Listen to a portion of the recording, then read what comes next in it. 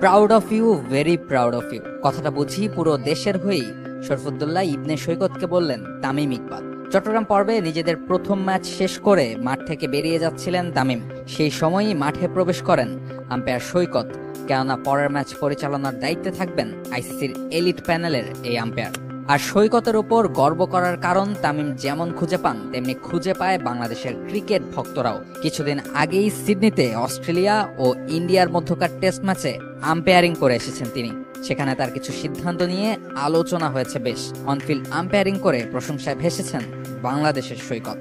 এবার বিপিএলেও ম্যাচ পরিচালনা করতে দেখা যাবে তাকে। চট্টগ্রাম পর্বের প্রথম দিনে চিটাগাং কিংস ও খুলনা টাইগার্সের ম্যাচে নিজের দায়িত্ব পালন করবেন সৈকত। সে কারণেই ম্যাচের আগে নিজের প্রস্তুতিটাও সেরে রাখছিলেন তিনি।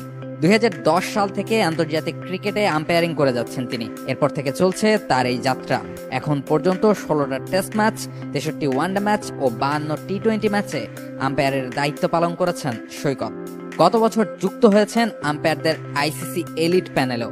ফলে তখন থেকেই বড় প্রত্যাশা তৈরি হয়েছে সৈকতকে ঘিরে। তার প্রতিদানও সময়ের সাথে সাথে দিচ্ছেন তিনি। আন্তর্জাতিক অঙ্গনে রাখছেন বাংলাদেশের মান।